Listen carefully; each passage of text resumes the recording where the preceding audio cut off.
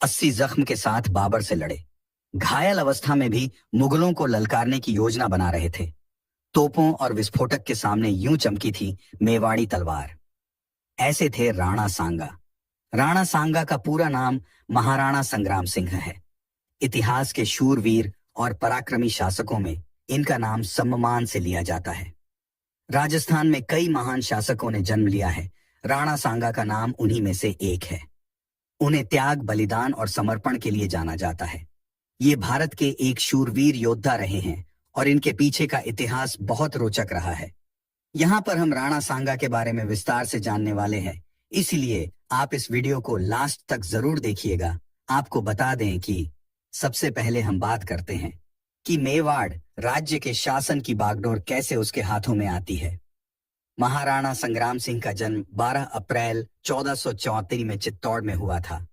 राणा सांगा के पिता महाराणा रायमल के 13 पुत्र एवं 2 पुत्रियां थीं और उन 13 पुत्रों में पृथ्वीराज, जयमल और संग्राम सिंह के नाम विशेष थे। महाराणा रायमल इन्हीं 3 राजकुमारों में से एक को राज्य का उत्तराधिकारी बनाना चाहते थे। दूसरी ओर महाराणा रायमल के चाचा सारंगदेव भी अपने आप को राज्य का अधिकारी मानते थे।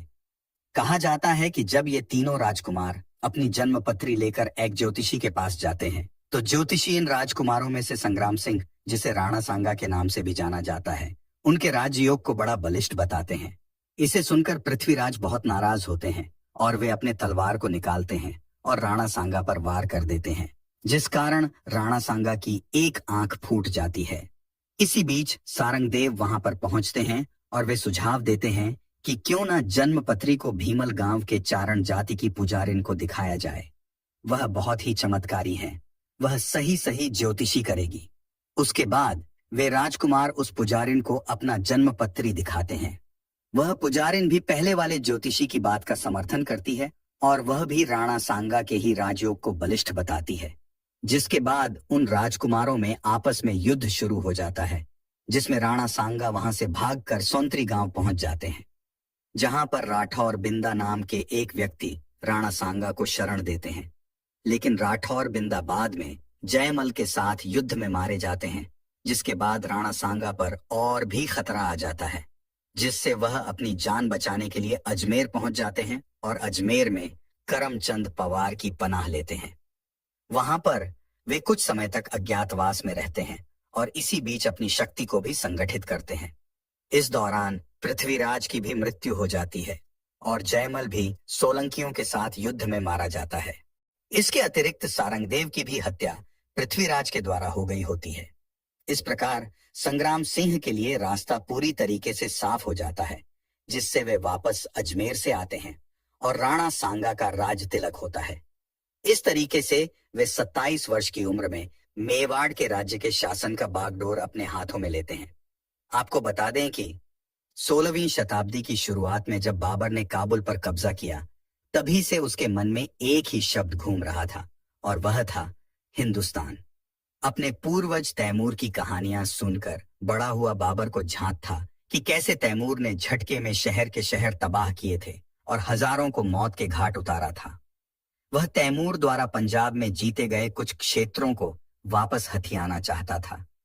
जब बाबर ने दिल्ली में लोदी को हराकर उसके सारे धन वैभव पर कब्जा जमाया, तब आम धारणा यह थी कि वह भी तैमूर की तरह लूटपाट कर वापस चला जाएगा, लेकिन अति महत्वाकांक्षी बाबर के इरादे नेक नहीं थे। बाबर के दिल्ली में साम्राज्य स्थापित करने की खबर सुनते ही राणा सांगा के कान खड़े हो गए। राणा का मानना था कि बाबर का दिल्ली में बैठना लोदी से भी बड़े खतरे का संकेत था। बाबर के अनुसार राणा के पास 2 लाख सैनिकों की एक मजबूत सेना थी। राणा ने बाबर के खिलाफ कई राजाओं का गठबंधन बनाने की हर संभव कोशिश की और उसमें वह बहुत हद तक सफल भी हुए। राजस्थान के राजपूत राज्य जैसे हरौती, जालौर, सिरोह, डूंगरपुर, धुंधर और अंबर, तुर्क अफगान के अवशेषों पर एक हिंदू राज्य की स्थापना का स्वप्न लिए राणा ने बाबर के इरादों की भनक लगते ही उसे सबक सिखाने का मन बना लिया था। दिल्ली में हिंदू राज्य की स्थापना के लिए महाराणा सांगा ने अफगान तक की भी मदद ली। उन्होंने विशाल सेनापतियों की एक ऐसी फौज खड़ी की जिसके जय एक लिंग का नाद करते ही आसमान भी थर्राकर कांप उठता था। बाबर ने इस युद्ध को हिंदू बनाम मुस्लिम बना दिया। जैसा कि आज के जिहादी आतंकी कहते आए हैं, उसने राणा के साथ युद्ध को इस्लाम की रक्षा से जोड़कर अपनी सेना में जोश भर दिया। बाबर ने अपने सिपह सालारों से कुरान शरीफ पर हाथ रखकर राणा जैसी ताकत को खत्म करने की शपथ दिलाई। खानवा में हुए युद्ध से एक शाम पहले बाबर ने एक ऐसा उत्तेजित भाषण दिया जिसने भावी युद्ध को कथित काफिर बनाम इस्लाम के रक्षक से जोड़ दिया। बाबर ने इस्लाम की आन बान और शान की हिफाजत के लिए अपनी सेना से एक सच्चे मुस्लिम की तरह लड़ने का वादा लिया। सच्चे मुस्लिम की परिभाषा में फिट बैठने के लिए उसने शराब के मर्तबान पटक डाले और शराब छोड़ने की कसम खाई। खानवा का युद्ध भारतीय इतिहास का एक ऐसा युद्ध है जिसके दूरगामी परिणाम हुए। सांगा के बलिदान के बाद दिल्ली में मुगल सत्ता की स्थापना हुई, लेकिन इस युद्ध में देश की माटी की रक्षा के लिए अपनी जान न्यौछावर करने वाले राणा सांगा ने जिस वीरता और देशभक्ति का परिचय दिया, उसकी मिसाल इतिहास में शायद ही कहीं और मिले। युद्ध की शुरुआत में ही राणा सांगा ने बाबर की सेना पर ऐसा हमला किया जिससे पूरी इस्लामिक फौज में हड़कंप मच गया।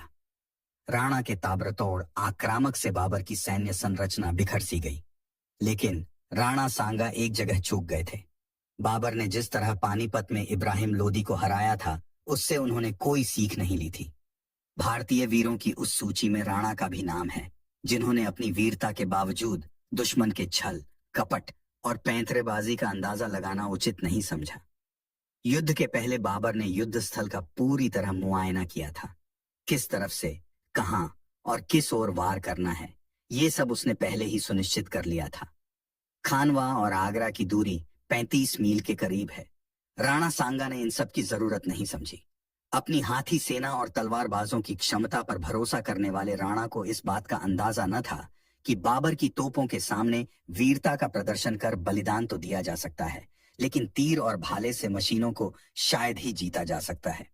मालवा और गुजरात की संयुक्त सुल्तानी सेना को धूल चटाने वाले राणा सांगा बाबर की पैंतरेबाजी ने वाकिफ न थे। उन्होंने संगठन, सेना और रणनीति इन सब पर ध्यान दिया था, लेकिन दुश्मन की चाल को समझने की कोशिश न करना उन्हें भारी पड़ा। बाबर ने खानवा में भी पानीपत वाला तरीका ही आजमाया। उसने खुद को मध्य में रख बाकी दोनों तरफ से सेना का ऐसा चक्रव्यूह बनाया जिससे एक बार में कई तरफ से आक्रमण किया जा सके। अगर राणा पानीपत के युद्ध से थोड़ी भी सीख ले लेते तो शायद इस तकनीक को असफल करने की योजना तैयार कर सकते थे। तन बदन पर लगे अनगिनत घावों से जूझते राणा सांगा ने सीधा बाबर की तरफ प्रस्थान किया और दुश्मन के मुखिया का ही काम तमाम करने के लिए पूरी ताकत से धावा बोला। लेकिन बीच में ही राणा की सेना बिखर गई। बाबर द्वारा कई तरफ से हो रहे आक्रमण और तोपों द्वारा काफी कम दूरी से किए जा रहे फायर ने राणा के योद्धाओं को तितर बितर कर डाला। हालांकि राजपूत सेना की हार देख योद्धाओं ने राणा को युद्ध स्थल छोड़ने की सलाह दी। हट्ठी राणा ने साफ मना कर दिया। हालांकि किसी तरह राणा को वहां से निकाल लिया गया, लेकिन उनके जख्म ऐसे थे कि वह फिर युद्ध में लौट नहीं सके। राणा के जाते ही उनकी सेना की हार हुई और बाबर ने इस्लामिक साम्राज्य को एक नया विस्तार दिया। साम्राज्यवाद का यह रथ बाद में करीब 2 दशकों के लिए रुका, जिसका श्रेय शेरशाह सूरी और हेमचंद्र विक्रमादित्य को जाता है, लेकिन राणा हार मानने वालों में से नहीं थे। अपनी पराजय उन्हें स्वीकार न थी। इतिहासकार प्रदीप बरुआ लिखते हैं कि अगर बाबर ने तोपों की मदद नहीं ली होती और पानीपत वाली रणनीति न दोहराई होती तो शायद दिल्ली में मेवाड़ का केसरिया ध्वज फहरा रहा होता। इस युद्ध के बाद राणा का गठबंधन बिखर गया, लेकिन इस युद्ध में राणा सांगा ने जिस तरह का प्रदर्शन किया उसकी तुलना महाभारत काल के योद्धाओं से की जा सकती है। राणा के शरीर पर 80 जख्म थे। पहले की कई युद्धों में लड़ते लड़ते उनका एक हाथ जा चुका था।